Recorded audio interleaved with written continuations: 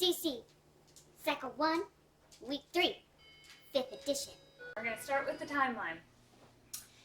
Hinduism in India, Phoenicians and the alphabet, Olmecs of Mesoamerica, Israelites, Exodus and desert wandering, Israelites, conquest, and Judges, Greek Dark Ages, Israel's United Kingdom.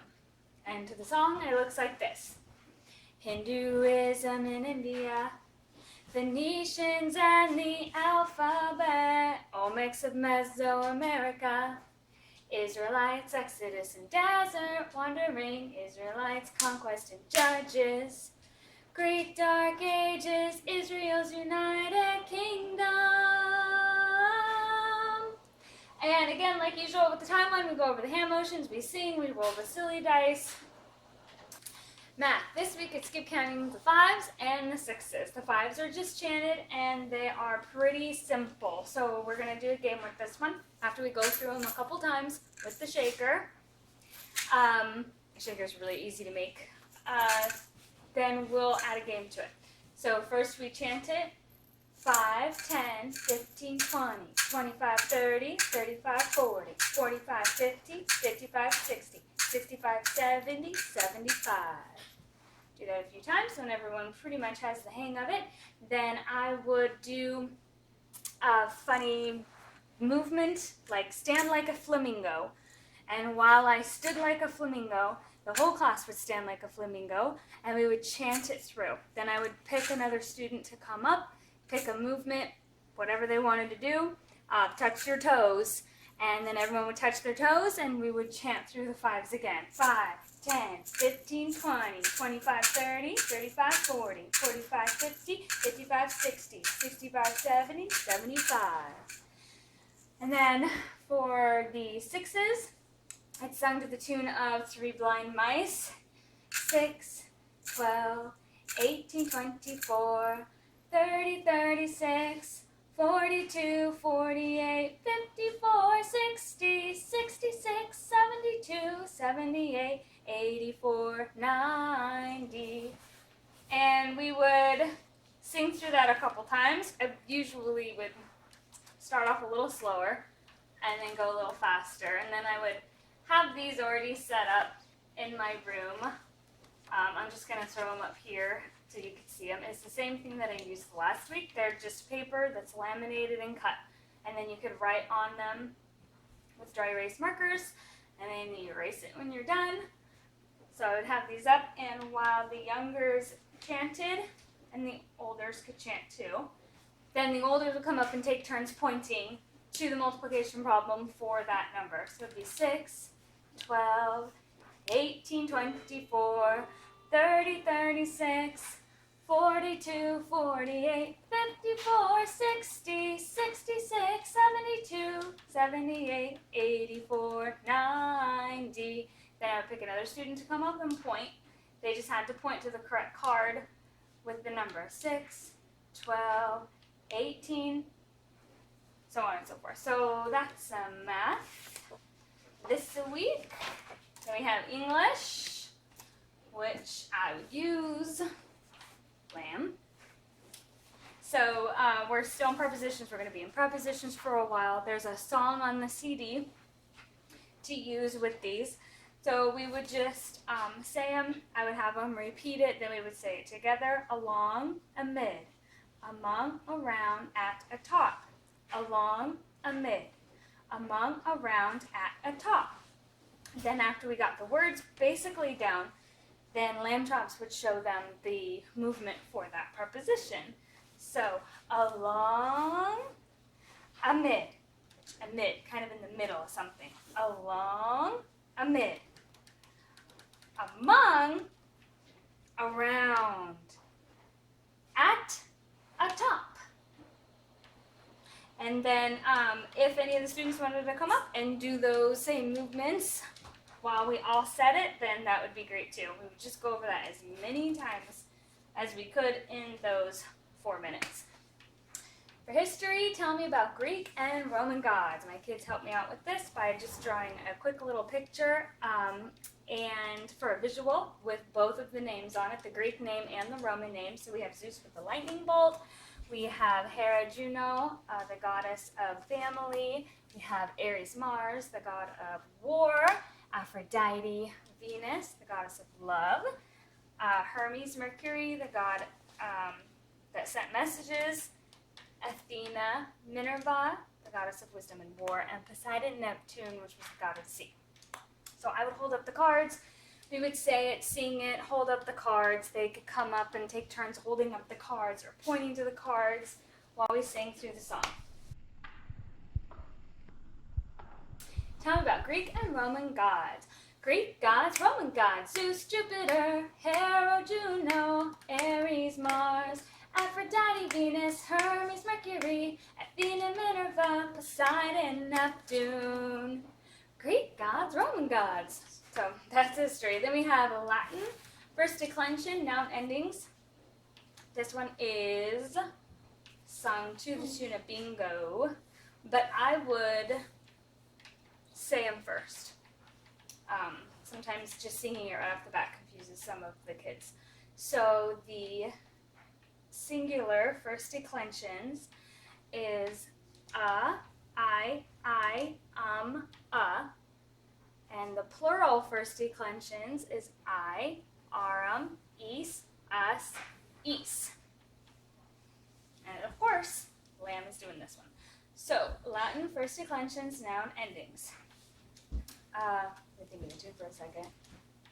Okay. Wait, gotta get. Here we go.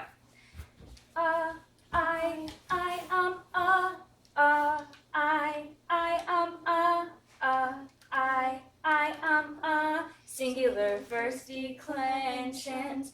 I, arum, is, us, is. I, arum, is, us, is. I, arum, is, us, is. Plural first declensions. After we sang through that a couple times, then I'd give the kids a chance to come up and do the puppet, and we would sing through it all over and over again while different kids and volunteers came up and did the puppet while we sang, and they sang too.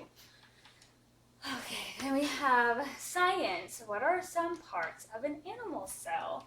This one is to the tune of Why Can't We Be Friends?